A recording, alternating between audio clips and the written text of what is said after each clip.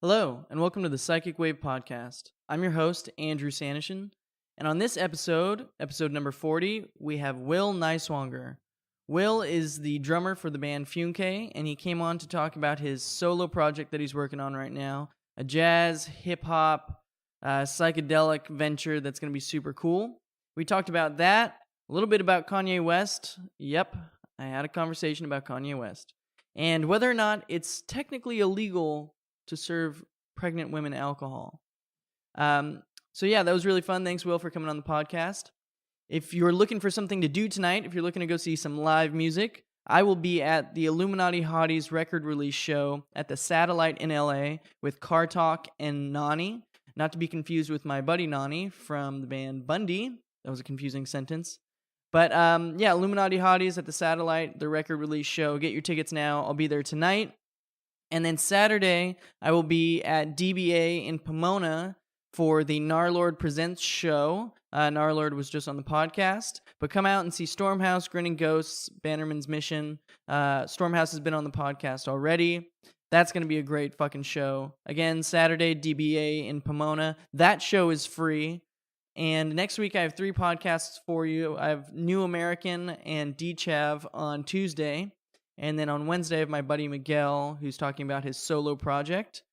And yeah, don't forget to like and subscribe to this podcast. You can follow us on Instagram at The Psychic Wave. And without further ado, here's episode number 40 with Will Nighswonger. Enjoy.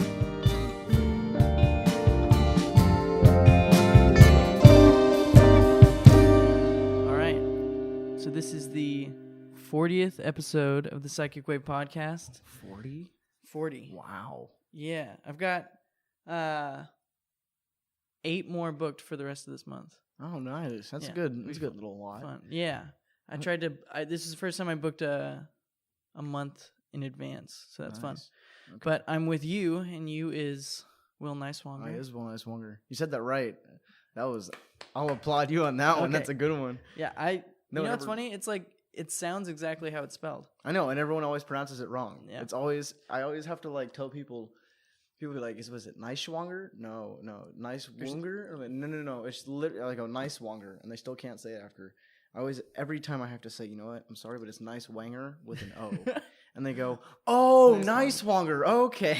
I'm like, really, dude? I had to bring it to that? Like, yeah, I mean, that's a good way to remember it. Nighswonger with an O. Nighswonger. Now, so what is that? I feel like I asked you this. German, like Scandinavian, like Norway. I mean, my family, I had to do a heritage report in 5th grade, so I know somewhat. I remember some stuff about my family. Yeah. But we're from mostly like Norway, and then my dad's side is pretty much for like Germany, like German. I was born in Long Beach, though, so I don't know any German or anything. Right. Das. Das. Nine. I like Rammstein, though. It's a good band. They're interesting. I've never really gotten into them, but I know about them. But you are the drummer for Funke. I am. Who I've had on the podcast. We have been. And who I've seen play. Yes, you have. And you guys have a great little EP on Spotify, so people should check that out. We do. Thank you for saying that. You got to do that. What is it, the umlaut above the U? Yeah, the 2 dots. So 2 dots? On iPhones, you hold your little U and a little menu will pop up and you slide your finger over that U with 2 dots above it. But you guys, you have good stuff up on Spotify. I've had you on the podcast. And you hit me up and you're like, hey, do you take repeat guests? And I said, fuck yeah. Because you've got solo stuff you're working on? I do, actually, yeah. I'm just working on like music that I listen to a lot of different music, and lately I've been feeling like soul and R&B a lot, but I also am a big fan of music that like makes you dance. And so like I kind of those two can go together. No, exactly, they can. And so I'm a big fan of like house music, and I'm also a huge fan right now of Cosmo Pike. I don't know if you've heard of Cosmo Pike. Yeah, totally. There was one music video on YouTube that kept popping up for me. Yeah, I really like his Great Dane album was really good, and that is that like a UK artist? Yeah, he is. He's actually from the same neighborhood as King Cruel. He's really good friends with King Cruel. Okay, makes sense. Yeah, I know they're actually a very similar sound, but guitar sounds similar. Yeah, the way they play it in the structures of their songs, but I really like him right now, and I really like Tom Misch. I told you a little bit about him beforehand. He's like jazz, soul, R&B, dance music, and he's like jazz trained in guitar, so the way he plays and the way he like formulates his songs and the people he gets to work with him are like really interesting. And you got to look up. He just had an album come out, Geography, that's really good. It's really good. Soul, Tom Misch. Misch. Tom Misch. Misch. You're really good. But me, like, right now I've been writing a lot of like bossa nova type. I have one bossa nova song that I've been working on that's kind of a little dancier.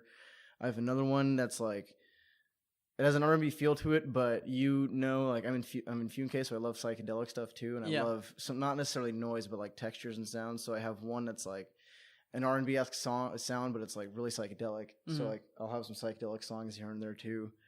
So is this just gonna be like? Are you gonna put it out as Will Nighswonger? Yeah, probably. Okay. I'll put it out either that or I might come up with an artist name. I don't know, but I'll probably come up with an artist name when I start making like beats and stuff. Yeah. To be honest with you. Yeah. 'Cause that's something I have a lot of fun with. Me and Tristan, my lead singer for FumeK right now, are working on we sampled. Have you heard the new Kanye song?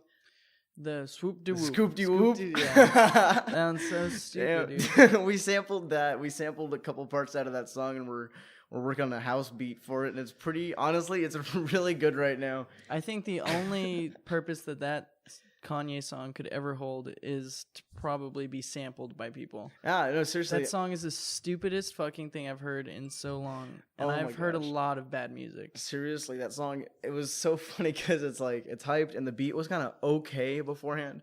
It sounded like something that he made in a day, and then was like, "Fuck it." Well, like it sounded like he was like gonna put some kind of like words over it, but he's like just as a placeholder, he was like scoop de doop. And then right? And then like he just forgot, and his like label was like, "Yo, we need another song or whatever." And he's like, here's one in my folder." I feel like what Kanye is doing right now is because I know he has that album coming out soon. I think he's supporting Trump, and he's saying slavery's a choice, and he's putting out whack tracks as a publicity stunt to get people talking about Kanye. I just don't think he's that smart. I don't even want to give him that credit. I don't think. I think he just. I think he makes good like beats necessarily. You know, his music's catchy and he's had a couple hits, but I don't think he's the genius everybody says. No, I mean, what was the last time he's had a hit on the radio? I don't know. I don't know any like the names of Kanye songs because I don't listen to him like well, I in depth. But I just don't think he's had like I go to bars and stuff all the time, and I've never heard people be like, "Yo, this is that new Kanye song." Well, the thing is Kanye does a lot of. I know Kanye does a lot of production for artists, and his name might not be on the thing. Like, there's a lot of songs. I work in Matador in downtown Fullerton. I work in a nightclub. A lot of songs will pop up, and it'll be maybe like a Trey Songz song or something like that. But Kanye produced it. Like, so that's the thing too. Is a lot of Kanye's name isn't on a lot of stuff he's done. Right. But I mean, he might. I think he understands that like.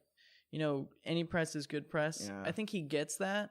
But I honestly think, like, with the Trump stuff and a lot of the recent stuff that's been going on, I think he's one of those people that tries to be prolific and, like, profound so often that stuff just falls out of his mouth. Yeah. And then he has to be, like, defend what he's saying. I think he's just talking so much.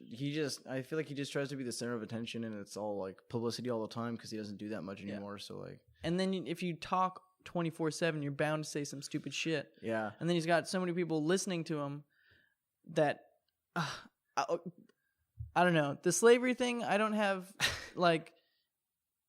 I mean, it wasn't okay. It's not even up for debate. Like, slavery was not a choice. Yeah, I don't know what that was. I don't even know what that was. But for a fact, slavery was not a choice. People weren't like, "Yeah, I would like to be a slave." Yeah, that's just stupid. But then, beyond that song he put out, I just don't see how that could ever help a career.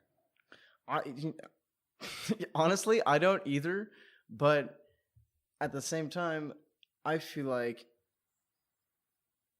I said, he does have this album coming out, and like publicity stunts are far and wide, and they're like very nonchalant too, and they're very like I don't know, they can be so like minuscule and people won't notice them, but that's a total publicity stunt or something. Like celebrities getting together and breaking up could be a publicity stunt just so people talk about them and they stay relevant. Because that's what a lot of actors and actresses need to do too, is stay relevant and have people talking about them so they can get hired in a movie and people go, Yeah. Oh, I remember just talking about Right. Natalie Portman. Just stay on people's minds. Exactly. And I mean, granted, I brought it up, but we're talking about Kanye. No, I know, Am I but right? I don't think that like just because I'm talking about Kanye doesn't mean I respect him or would consider him. Oh for no, I anything don't. in the future I don't anyway. necessarily. I think Kanye's an asshole. I don't necessarily Yeah. respect him, but I don't respect him. I think whatever he does is music stuff. That's his thing. That's but true. but like I hate that whole argument that we're talking about him, so he's winning. It's like winning at what? Like That's true. Maybe like winning at what? I'm not gonna go buy his that's a album. good point. Yeah, I'm not gonna. Well, no one is because we all listen on Spotify and streaming Yeah. services, anyways. I don't know. And then if I was like a famous actor or just a celebrity, I wouldn't have to like stage like breakups and stuff Yeah. because I'm just so bad at them. It would just happen. Right? Like I would just do something stupid anyways, or like. it's like, oh, guess what? Andrew Sanderson and blah blah blah are broken up. It's like, oh yeah, Great. that was my fault. My bad. Dude, I would hate to get like. Don't get me wrong. I would love to get big in the music scene and like make a difference, blah blah, win Grammy or something. But I would hate to get so famous to the point where I got like paparazzi on my ass all the time, like people paying attention to your every move. Yeah, Kind of like Kanye, or kind of like some big celebrities like the Kardashians and them. Like, yeah. That's a whole different thing. I think the goal is to just be respected and have money to do whatever you want. Like, because you can make it in a band and have a lot of money, or make it as a producer or whatever you want to do, and people might not even know what your face looks like. Exactly. And you can just walk around and have a nice house and produce tons of records or do whatever you want. That's what I would love to do, man. That's what I'm trying to do, is become a producer and just help bands make their music, and then just walk around with all this money and just be like, I've done all this crap, and I know one knows who you've I am. Like, taken music classes, but have you studied production or anything like yeah, that? that's actually what I'm studying right now. We've learned this semester. We've learned like how to score. I didn't know, but Logic, the recording software we're using, you can actually like import movies into Logic, and you can write music along to the video as you're watching it. And it's like it sets up markers where You can do where, that like, with scene Ableton too. cuts. Oh, you can. Oh. Yeah. See, I haven't used Ableton that much. I only know how to use Ableton for like looping and then live recording, and then I can actually know how to use Ableton in tandem with Logic. So like Logic will record a session in Ableton, so I have all these Ableton sounds on an audio file in Logic. Yeah. It's I pretty. found the scoring feature here by accident. Like, Oh, really? I like downloaded a music video or something, and I like dragged and dropped it in just to see if the audio file would stick, and then both of it did. Like everything did. And I was like, oh, cool. Okay. So like a little thing popped up on the corner of the screen, and you could. And this is Live 9? Is this Suite? Or? Yeah, Live Okay. 9. Oh, okay. I don't know if it's sweet. I don't know. I paid a lot of money for it It probably is Suite then if you paid a lot of money for it. years ago, and that's cool. I just kept renewing, and it gives me like free upgrades or updates, whatever. Yeah, Ableton's sick. I love Ableton. It's really good for beat making too. The way the loops work. I don't know if you've ever messed with them or used them at all and whatnot. Yeah, but... yeah, of course. That's I think how I started getting into music. Oh, okay. But so is that really the? I mean, I said really, and that kind of made it sound sarcastic. But do you really want to do the producer thing in the long run? Is that what the goal is? Well, I mean, I would love to like. In all honesty, like the ultimate goal, I guess, would be to like play live music and get paid for that. Like be in a successful band and just get paid to make people happy, play music. But not that I don't think my music's good enough to do that. The odds of that happening are slim to none. Obviously, are very very the odds small. of making music that you like that other people will pay for are slim to none. Exactly. So that's why, as a backup plan, I still want to do something musical because I still want to be creative, and I don't want to do anything outside of music. You know what I mean? Right. As a career, so might as well produce where I can make money for my own studio, make my own music in my own fantastic studio, and at the same time have Rihanna come in, make some pop beat for Rihanna, and then pass it up to Rihanna for $10,000. I know, that's pass it up crazy. to the next mixing engineer for $10,000 or something like. I've been telling people recently that I when I explain to people that like pop music, strictly just pop music, when I tell them that it just bores me, I immediately come off as an asshole because I'm putting down music that they enjoy. But what I don't think I've been explaining to them is that, like, if you took a seasoned musician and you told them to recreate that pop song, they could do it in an hour. And so when I say it's boring to me, I just mean that, like,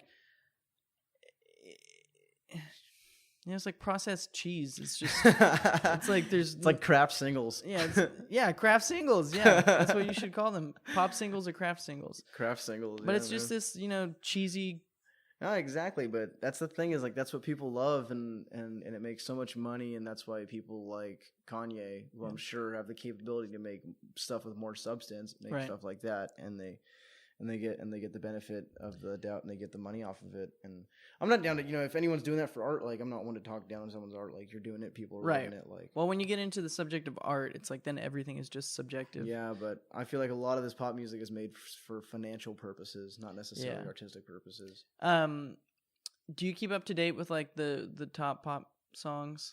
Not entirely. I mean, again, I do work in a nightclub, so I hear them, Yeah. but I don't know any of their names. I got bored today after closing, and I was just like, all right, let's see what the top 10 songs are on Billboard right now. And I watched the music videos for every single one of those. And music-wise, nothing really stuck with me. There were some things I didn't hate, but then I was watching one, and then I was like, oh man, I kind of like this. And then I realized it was just because I thought the girl was super hot. And I was like, oh man, who's that? Camila or whatever? I don't know. Some fine ass chick there. But I was watching and I was like, hey, this isn't bad. And I was like, wait, no. This I like is pretty bad. Yeah. And then I muted it and I was like, I like this better. You know what's really funny is there's this girl coming up in the pop scene. Her name is Dua Lipa. I don't know if you've heard her name or seen her name.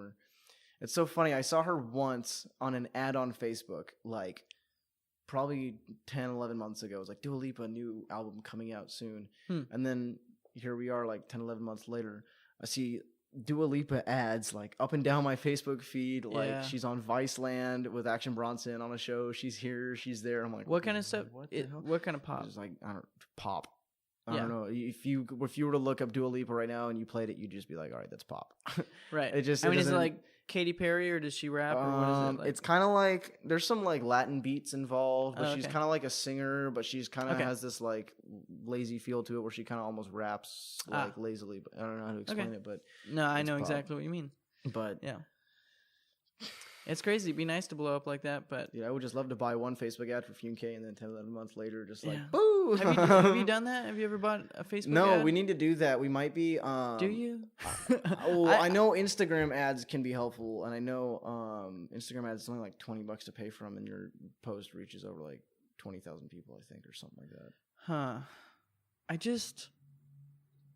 There's something about the Facebook ads and Instagram ads that I've always been wary about. Oh, I know what you mean. I just feel like it'd be more beneficial to select your own target audience. That makes sense. And like just be involved in those in that kind of group you're looking for. But I mean, here's the thing. I'm talking about money-wise cuz like at the short end of the stick, no, at the worst end,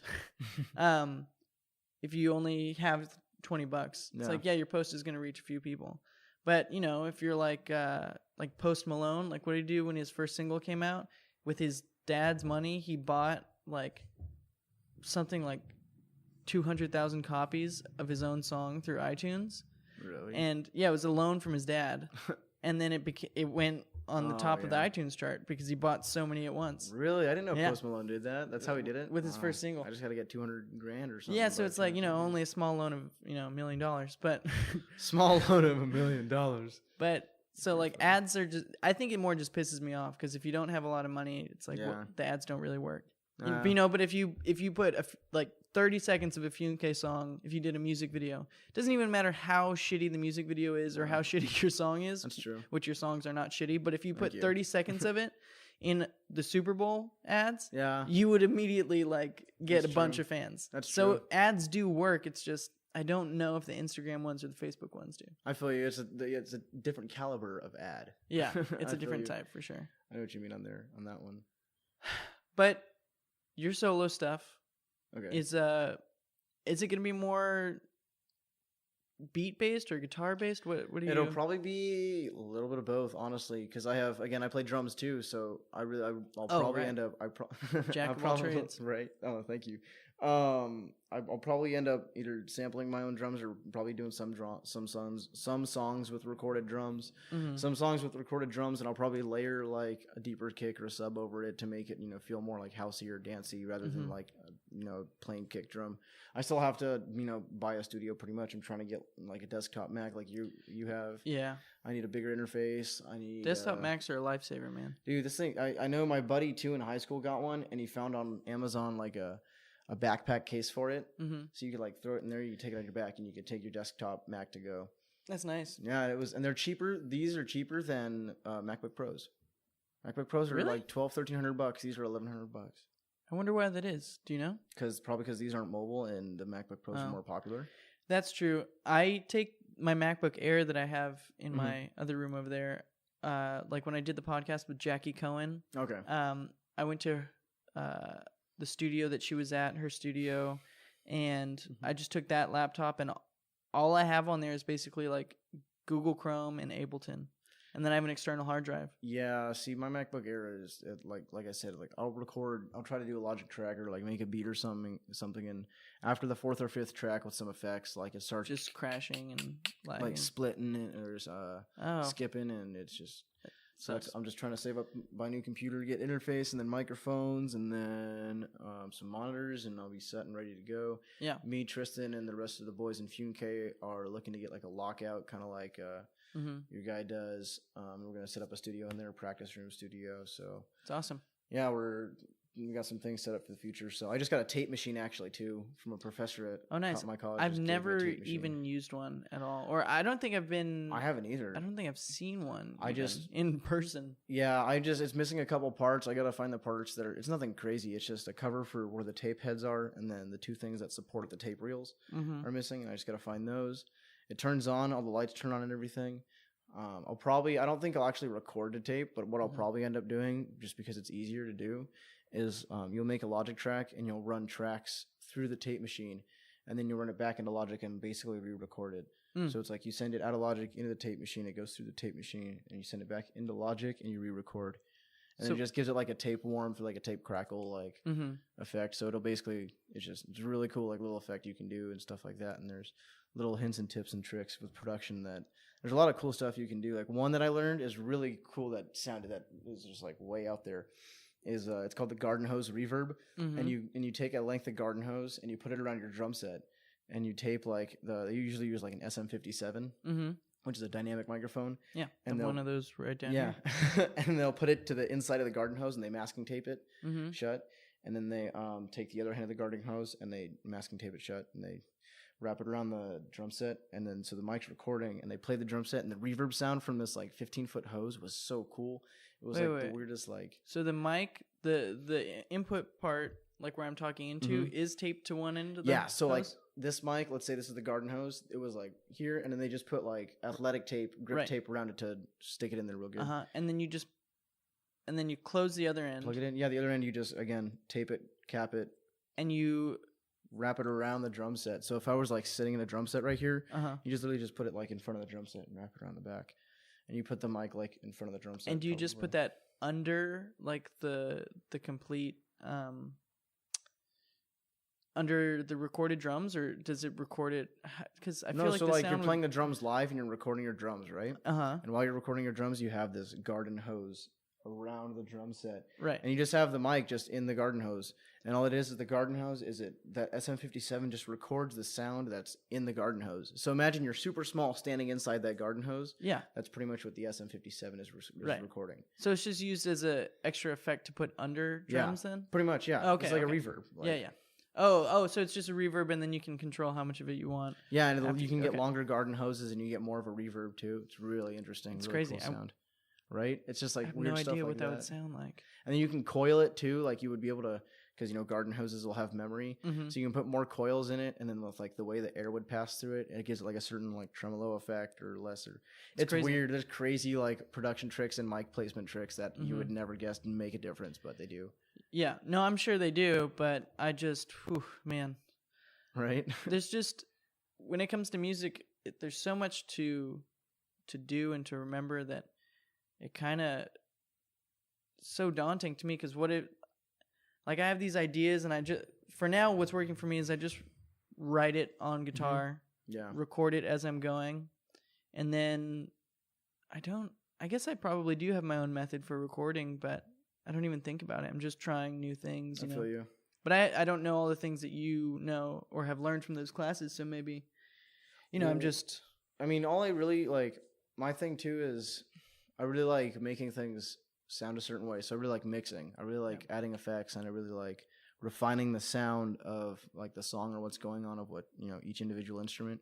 Mhm. So that's something I might want to do, too, like, professionally. Because usually, even in, like, the professional production world, there's, like, the recording engineer, the guy who records everything, and then there's the mixing guy who mixes it, and then the mastering guy who just levels all the sounds, and it usually goes through multiple people, but I love mixing. Mixing to me is so much fun, just getting lost, and I'll record something. Usually, I like to start with drums, so I have something, but sometimes I usually start with some sort of, like, keyboard. I play keys a little bit, too, but nothing crazy. I just know, like, basic chords and how to form some, like, some sevenths, and I'll just, like, add keys or, flats and sharps here or there. But I usually start with keys and then a beat, and then I'll usually, like, try to solo guitar or make a little, like, guitar lick over it or something like that. But I usually like to start with drums just because I feel like I build off of a drum beat much better than like I'm able to actually I play drums, so I'm able to build a drum beat off of like chords or a chord progression or a melody. But I like when I'm making my own music, I don't know, I'm able to jam easier. When I'm playing guitar, I jam easier when there's a drum beat. Yeah, me too. So. I can write better when there's...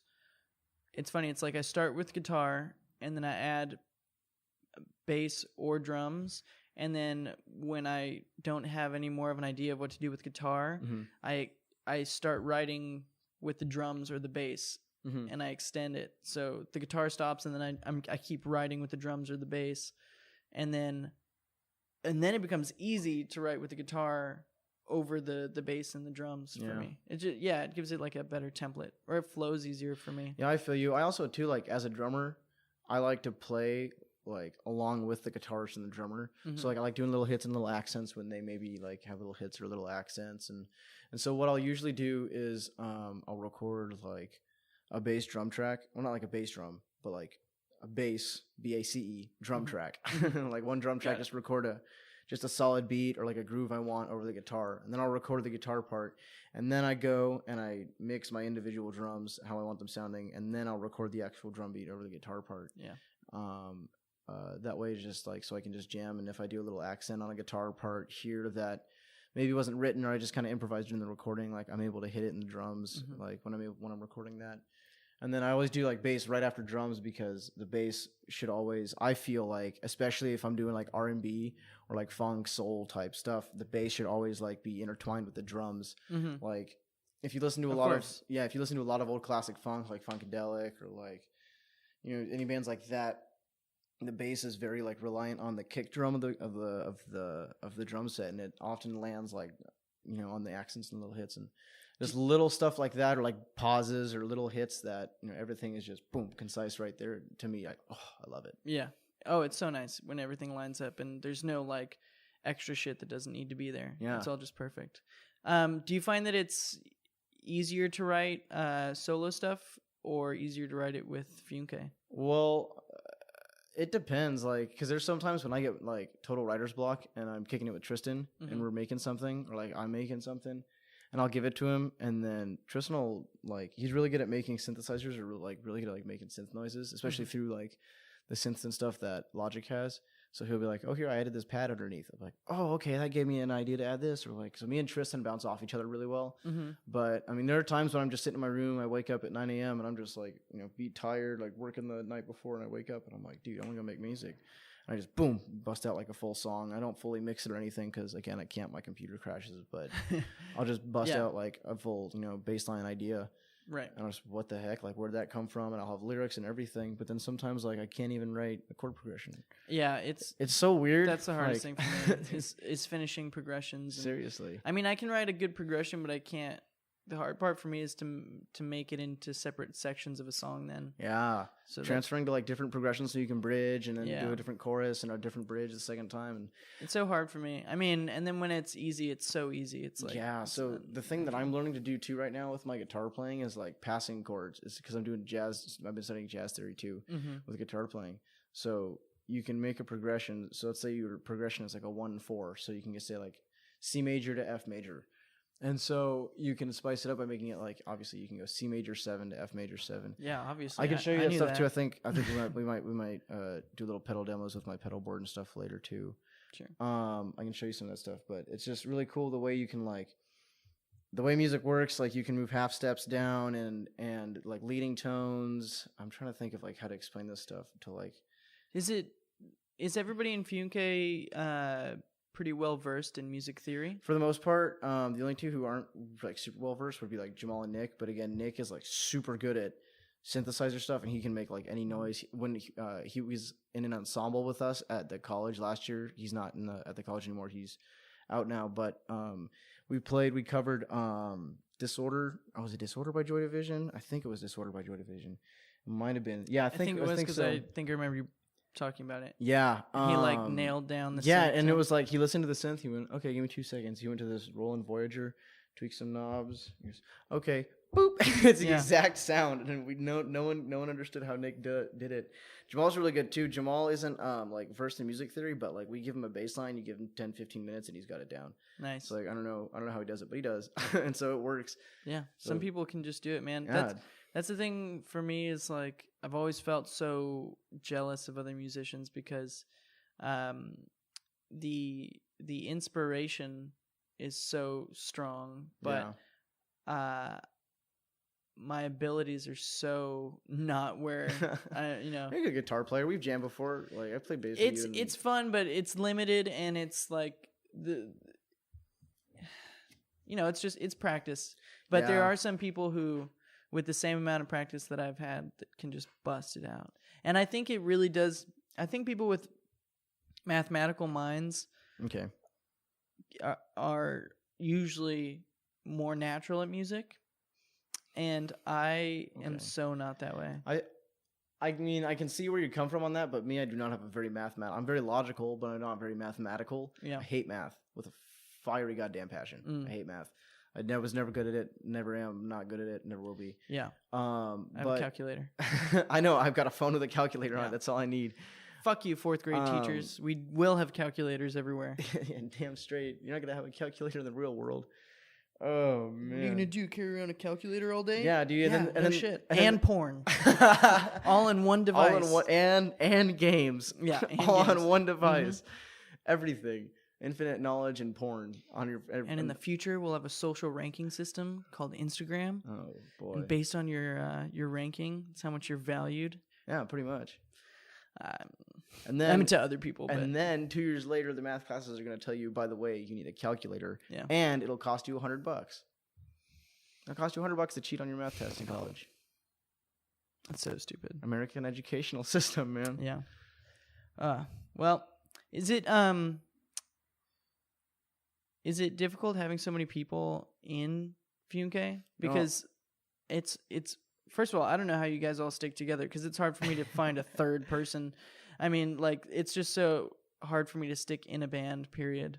I'm just so, like, all over the place, you know? So to have 6 people, you said you have 6 people? Yeah, we have 6 people. They all seem pretty solid now. Like I said, me, Nick, Jamal, and Steven and Tristan have all been playing for the past year. Right. And then Trevor, I mean, Tristan and I have, Nick has known Trevor for a couple of years. Tristan and I have known Trevor for at least a year because we were in the ensemble with him last year, and then we were again this year.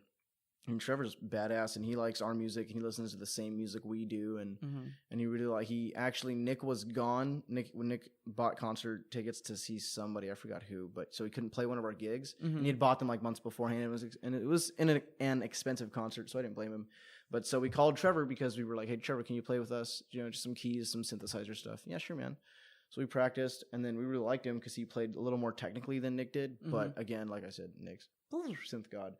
And so we liked him, and we said, yo, Trevor, like, play with us, dude, because he played these really nice organ sounds on a lot of our songs, and he played these, and it was just gave us like the soul feel almost, which again, like I've been saying the whole time, I love soul. So it gave this really nice rootsy soul feel over our like weird psychedelic shoegaziness that is Funke, and we love it. And we've practiced with him and Nick now, and we've been jamming, and we have a couple new songs we've been writing that are pretty fun. We're working on an album. We're writing the songs for them slowly.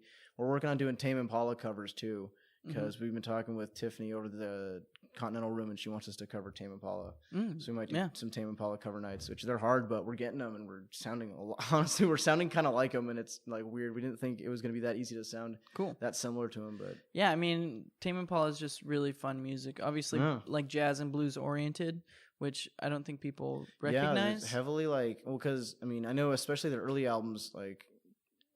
Cameron Parker was very Beatles, very Beatles. Oh yeah. Very Beatles, which is very like Beatles started off bluesy and that classic rock vibe. And I love Half Glass Full of Wine.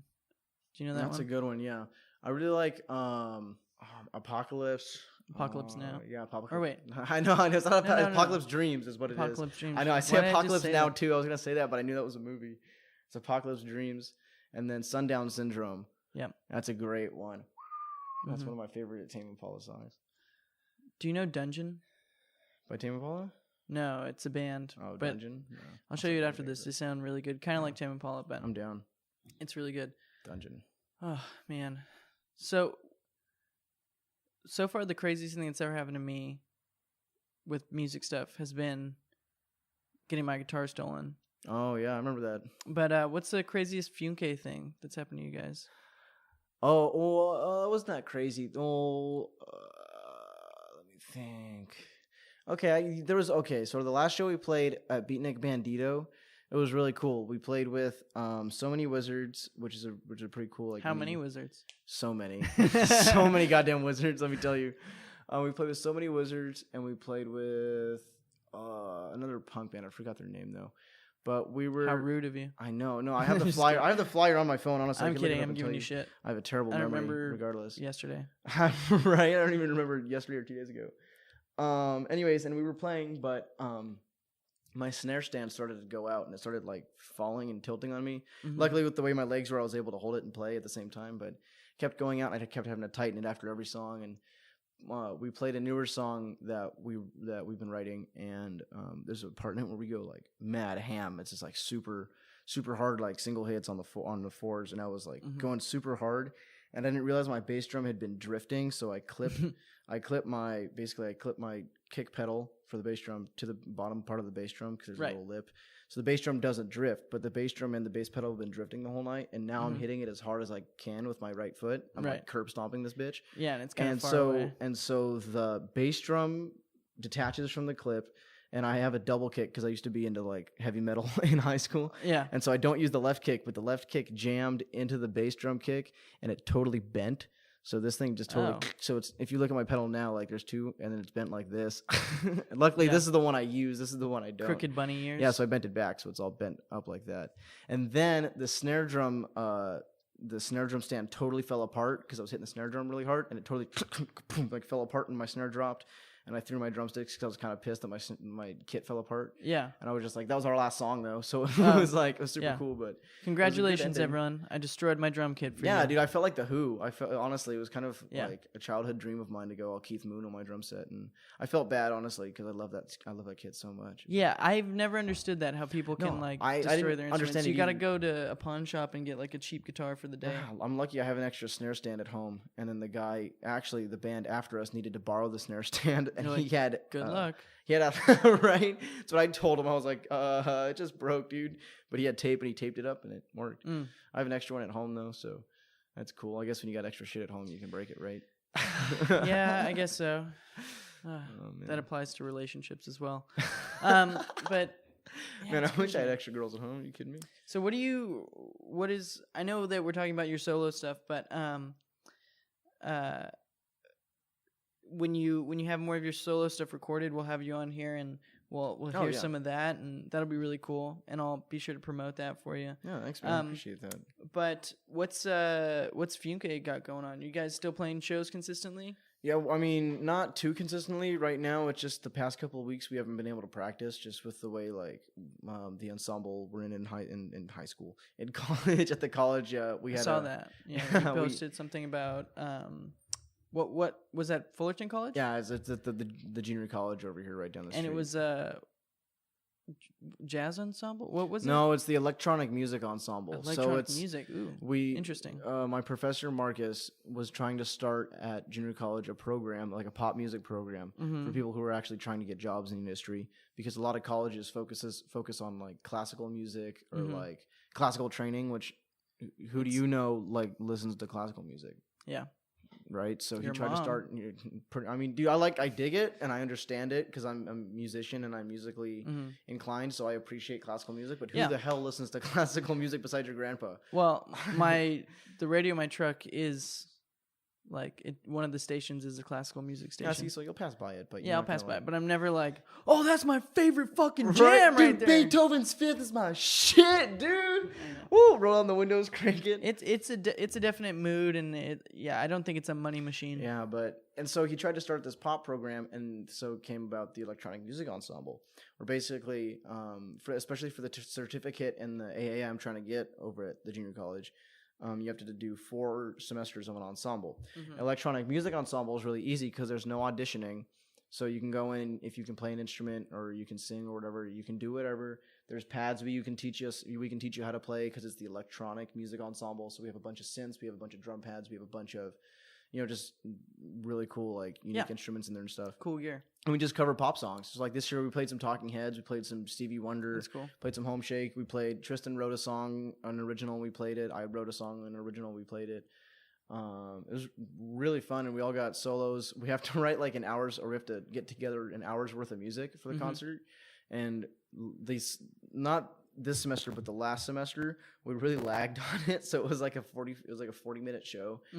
And then this semester though, like we got the same amount of songs together, but we decided to like take insanely long solo breaks. So we played like 7 songs, but we played them all like 7 minutes. Yeah. And they were all like probably 3 or 4 minute songs. I mean, sometimes you got to do it, man. That's rock and roll. Or that's electronic music. That's electronic music. That's electronic music. You know how that goes, baby. Oh yeah, baby. Dude, I've always loved electronic music, especially when I was younger. Yeah. And I mean, like really young, like 6 years old. There's just something really interesting about it. I was listening to classic rock when I was 6 years old. Rolling Stones, Led Zeppelin, Jimi Hendrix. That stuff hit me more in junior high. Okay. But electronic music and pop music, of course, at a young age, I was fascinated with it. And, I hate on pop music a lot, but there is something to be said about something that is so universally loved. Right. And it's just not my niche thing anymore, but I do appreciate it. And when I hear like my favorite band is MGMT, right? But when they came out and they wrote an accidental pop hit, like they were trying to write a pop song because they were going to school at Wesleyan and they were just, let's try to write a pop song. Yeah. But they wrote it like with cool instruments and like cool sounds and shit. And it ended up being great. And that to me is amazing to where, like a mostly electronic song ended up being a pop hit in 2007. Yeah. Like what was going on in 2007? Like Arctic Monkeys, The Strokes, like it was all band oriented. Yeah. Like to me, I honestly believe that MGMT changed the face of what we called indie music. Oh no, they changed festival music for sure. Festival music like, too. Dude, everything after MGMT is any like Vance Joy sounds like MGMT with an acoustic guitar. Right. I mean, it's like every other, even like Odessa. I went to Coachella this year. Loved it. Odessa had a great show, but even their music kind of had like an MGMT feel, like uplifting chord progressions, 4 on the floor type right, stuff. Early MGMT feels for sure. Early, no. Now they're venturing off, and I love it. But earlier MGMT feels, but it's fun. It's feel good music, like it's total Coachella vibes, like it sounds great. Vibes. But and it was before. I mean, Coachella might have been around at that point, but I think it was. There was. It filled up a void that was there, like what was the sound of festival music before that? Like what I don't know, because I was too young to pay attention to festival music before that. I guess me too, but because I was like elementary school, 2007, 2007 I was like barely getting out of 5th grade, barely going into 6th grade. It's funny, I was in 7th grade. The way it lined up for me was really nice because the year number is what grade I was in. So first grade 2001, second grade 2002. So lucky you. Super convenient. I don't have to think about it. But but I was listening to stuff like, not that I dislike it, I still love it. My Chemical Romance. Oh yeah, and stuff My like Chemical Romance is like a staple. Yeah, that's My Chemical Romance, The Used, Rage Against the Machine, Nirvana. I love Rage. Rage Against the Machine is the best, dude. Tom Morello's a killer guitarist. Yeah, and then all of a sudden I'm listening to that, and then MGMT comes out, and I actually didn't like MGMT the first time I went through the album. I hated it. I didn't like them until I became a music head, honestly.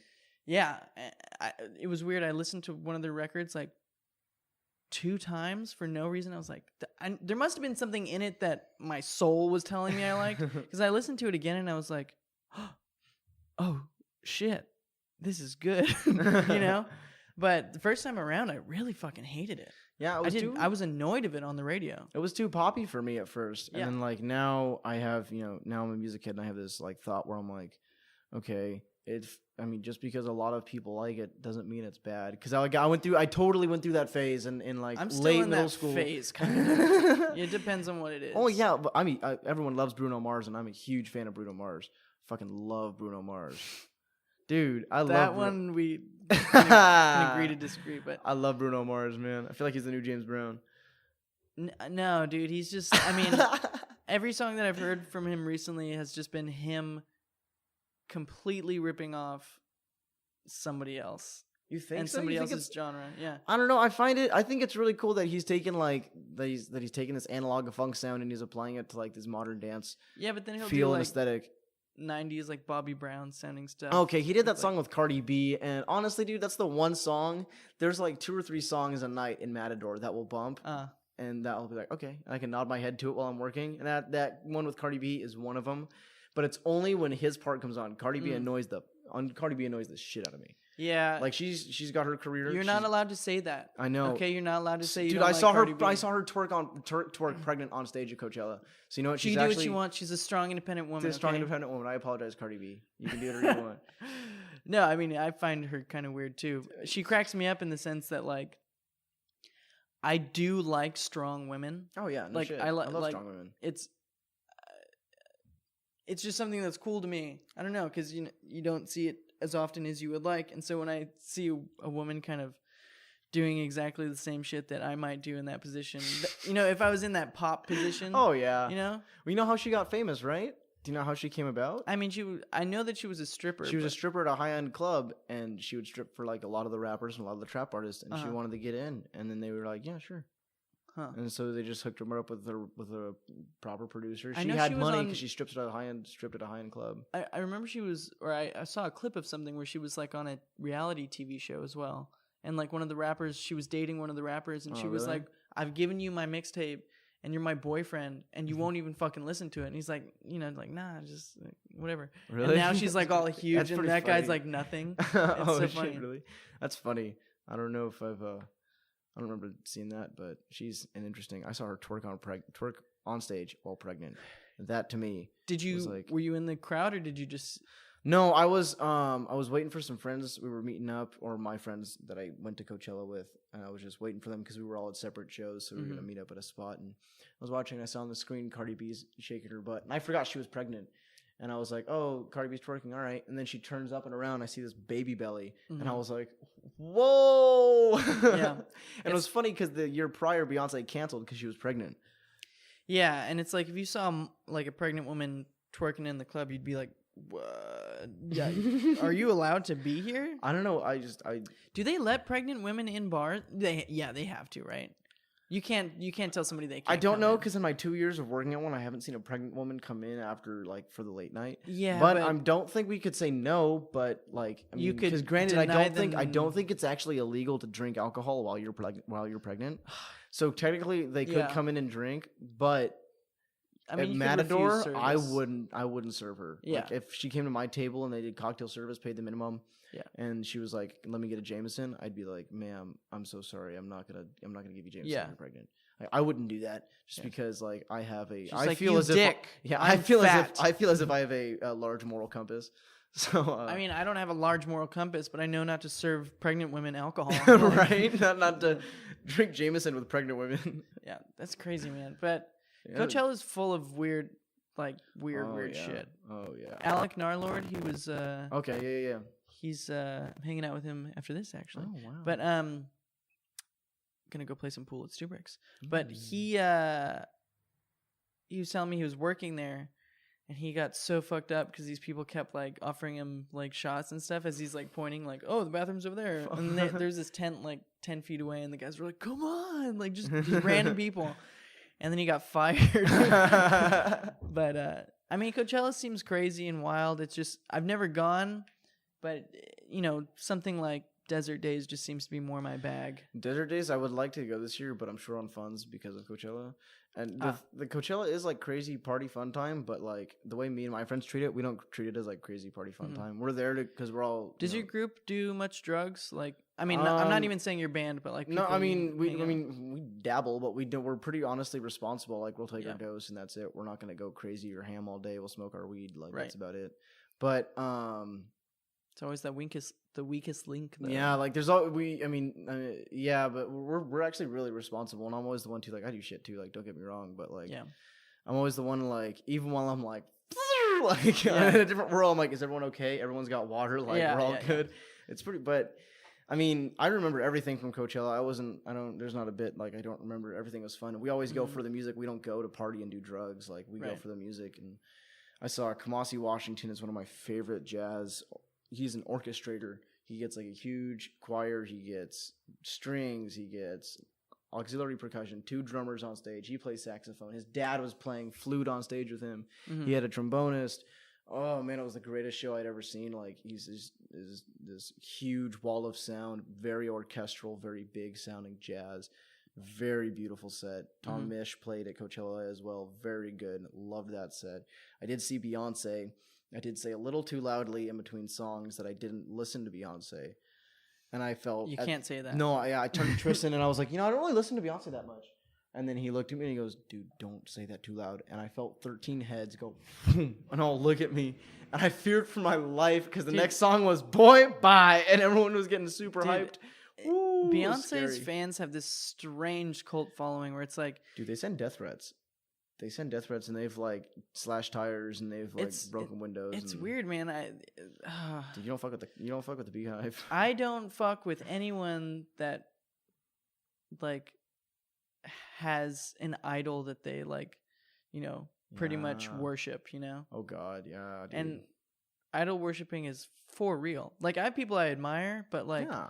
I'm not gonna go. I don't get starstruck. I definitely don't. Like I've met celebrities and I don't get starstruck. I do from time to time, but I understand personal boundaries and like how to be civil and all that stuff. But I just don't. I wouldn't threaten to hurt anybody or think that anybody's opinion is any less because they don't like MGMT or something. Right?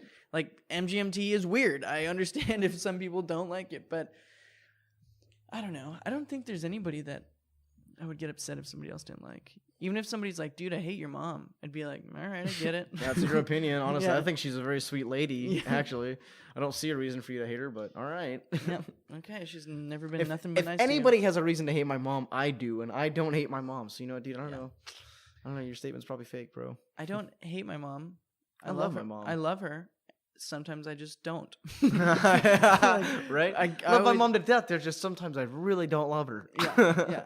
I come back to loving her every time. Oh God, yeah. I come back to my mom loving her, and then I leave, and I'm like, all right, okay, all right. It's space. Okay, personal all space. Right. Well, before we wrap this thing up, is there any, or are there any bands that you think people should be listening to? Any albums that have come out, or like a favorite band that you've played a show with? Like, who should people be listening to? So right now, like I've said probably 4 times this broadcast, Tom Misch. Love Tom Misch. And then M-I-S-C-H. Misch. Tom Misch. He's really good. Kamasi Washington. He's really good too. He's jazz, so if you're into jazz, you'll love Kamasi Washington. Very big, very beautiful sounding jazz. I also, who else have I been listening to? There's this band I've been listening to as well called Tricot. That's very cool. They're more like progressive kind of like jazz scaling type stuff. Very cool, very interesting. And one of my favorite bands of all time is Grizzly Bear too. Everyone's got to listen to Grizzly Bear. Grizzly Bear is a very interesting band. Grizzly Bear, I wrote off for many years until Spotify put one of their songs on my playlist. Aquarius. Oh, Aquarius off the new album that came out. Yeah, I So think it's good. called Aquarius. But dude, that fucking song is so good. crazy. That entire album is beautiful. And I was like, Spotify labeled this wrong. This isn't the same band that wrote 2 weeks. Yeah, like, dude, it is. This is not. Have you heard the song "Fine for Now" off the same album as 2 Weeks? No. Oh, that's my favorite song off the album. That and "Ready Able" are my two favorite songs off that Vekid Tim Mest album. Ooh, I love Grizzly Bear. One I'll of my have to biggest inspirations. Check it out too. again. Very cool. But yeah, I heard some Spotify threw another one of their songs on there, and I was like, "The fuck! Like, The fuck!" It was so good. I love it. Was Grizzly so good. Bear. I was like, I wanted to hate it, but it was so good I couldn't. Right? It's you get to a point where you're like, all right, this is too like drony or too much for me, and then it drops into their second part, and you're like, whoa! Now we're in a mystical wonderland of something else. Let's see what this is. It's pretty great. It's crazy, I love man. Grizzly Bear.